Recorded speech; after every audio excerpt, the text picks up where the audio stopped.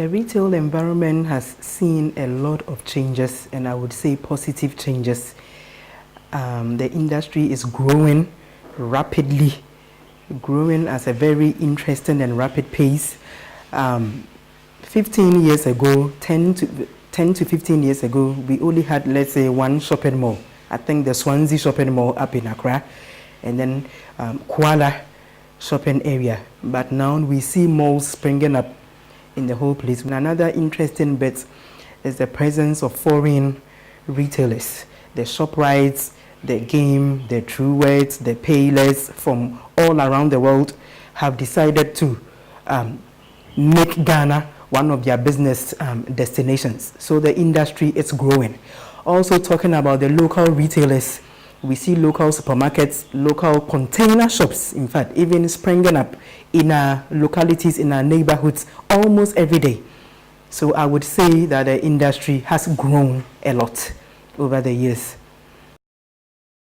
Challenges in sector, yeah, there is. Obviously, it's a growing industry, so it has its own challenges. And number one, I will talk about is competition. I mentioned all these shops who are foreign retailers, and then we have our locals too who somehow are doing what they are doing. So as a retailer, you now have a lot of people to compete with. I get up in the morning as a customer, I want to buy furniture for my shop. If I live around the Spintex area, I have Oka Deco, I have Palace, I have Melcom, I have Game to visit. So a range of choices. Who do I go to? So a retailer working or operating, in this era, should bear in mind that, hey, I have intense competition to operate in. And then the second has to do with staff. Staff, I would say, it's very limiting. Because the industry has now grown in a short space of time, the staff that are ready to work, I would say, haven't got the adequate skill sets. I know that some of these retailers give them a bit of training, but as a customer, when you visit the shop, you see that the service, needs to be backed up. The kind of service, the kind of skills that they exhibit, it needs to be better. So I would say that there's a gap. There's a gap between the staff who are available to work now and then the industry itself. There's a gap that needs to be filled, and that gap is the knowledge or the skills that they need to acquire to be able to adequately perform in their roles in retail outlets. Okay, my first challenge, the first challenge I mentioned had to do with intense competition.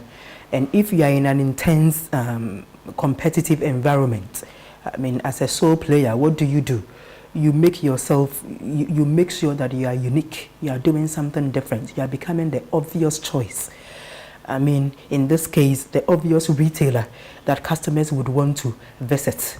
One thing that we recommend is through their sales and marketing, offer something that is different.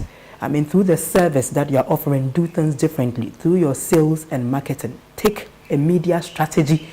That would make you visible to your customers now and then prospective customers. We always recommend retailers to take advantage of their in-store traffic.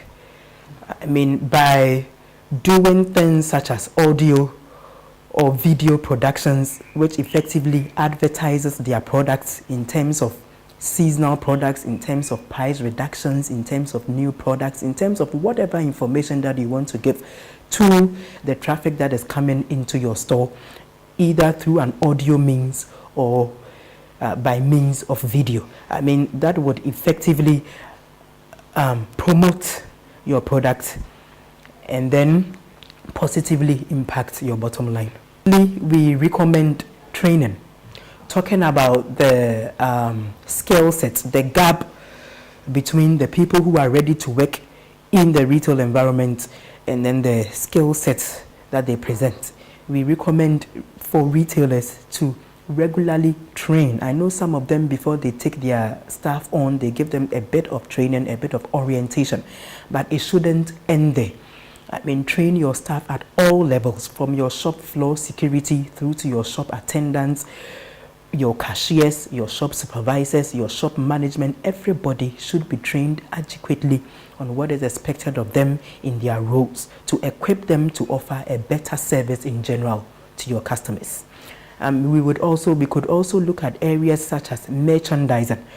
How have you presented your shop itself? How is the shop layout?